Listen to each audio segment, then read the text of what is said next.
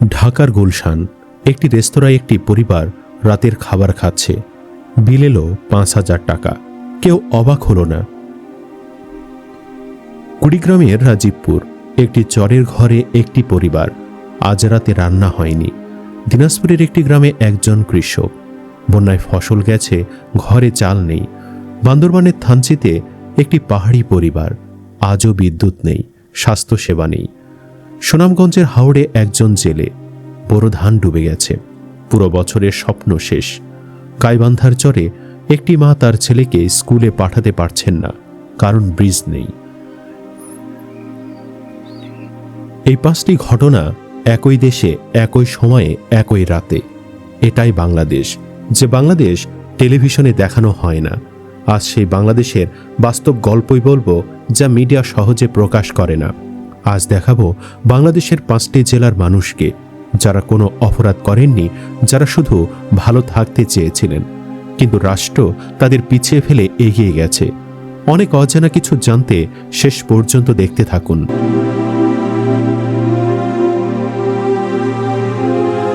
এক, কুড়িগ্রাম 100 জনের 71 জনই গরিব। বাংলাদেশ পরিসংখ্যান ব্যুরোর তথ্য বলছে, কুড়িগ্রামের প্রতি 100 জনের মধ্যে 71 জনই গরিব।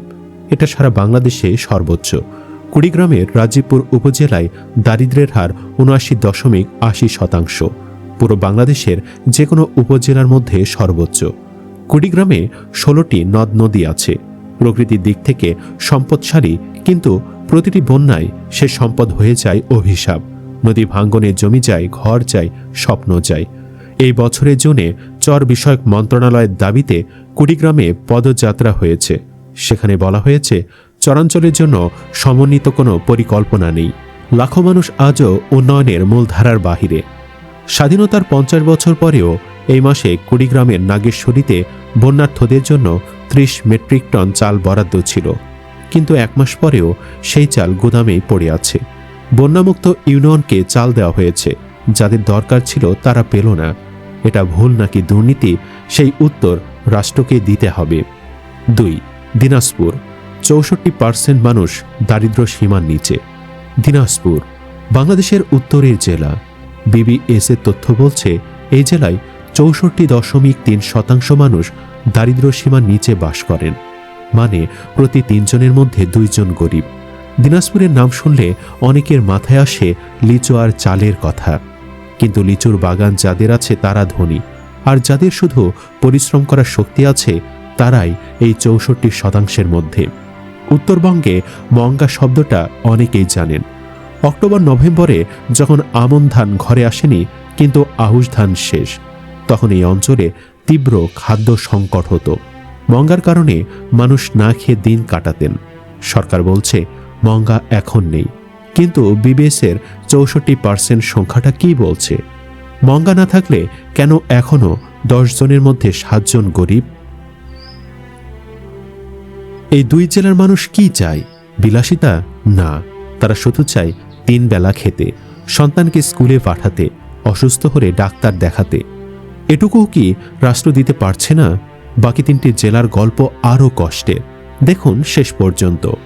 3, বান্দরবান পাহাড়ের দারিদ্র্য, পাহাড় ধসে মৃত্যু। বান্দরবান বাংলাদেশের সবচেয়ে সুন্দর জেলাগুলোর একটি। পর্যটকরা আসেন, সেলফি তোলেন, চলে যান, কিন্তু এই সৌন্দর্যের আড়ালে বিবিএসের তথ্য বলছে, বান্দরবানে দারিদ্র্যের হার প্রায় 50%, 2 জনের মধ্যে 1 জন গরিব।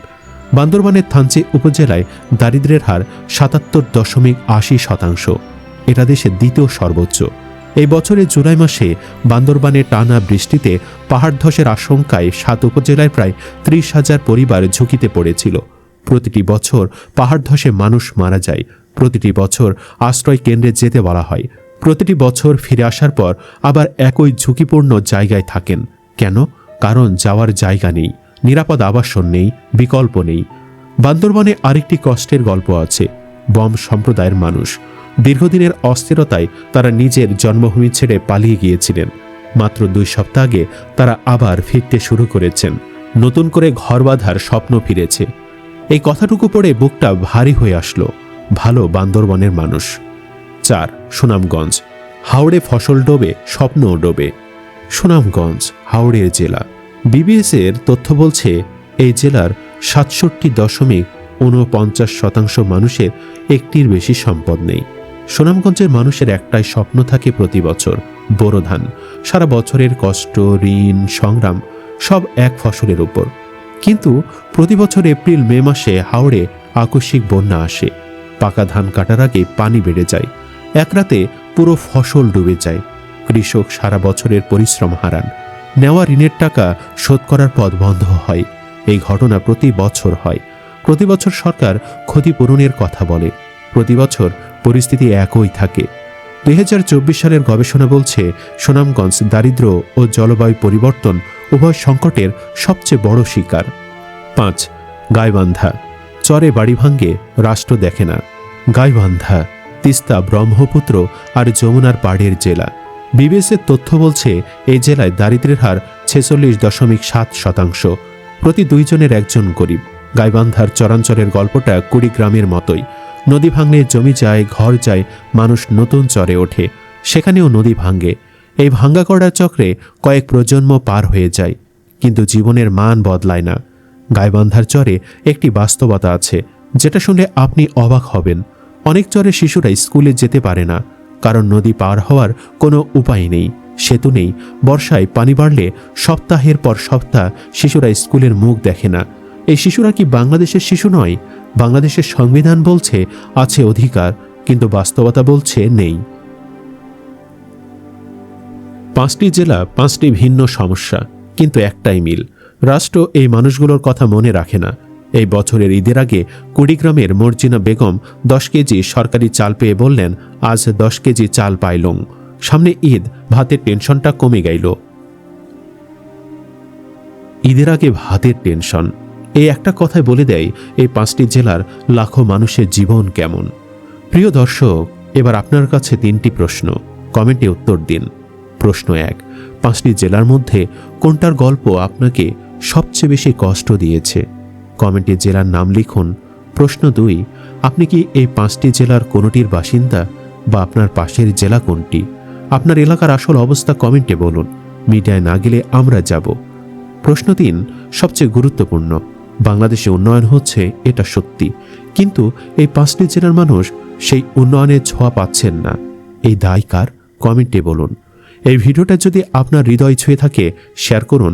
আপনার একটা শেয়ার হয়তো কোনো সরকারি কর্মকর্তার চোখে পড়বে, হয়তো একটুও পরিবর্তন আসবে। আমাদের চ্যানেলটি সাবস্ক্রাইব করে আমাদের সাথেই থাকুন, নোটিফিকেশন অন রাখুন। ভিডিওটি এখনই লাইক দিন, আপনার বন্ধুদের সাথে শেয়ার করুন। এটাই জীবনের কথা। আমরা ভুলি না, আমরা প্রশ্ন করি, জীবনের কথা বলি।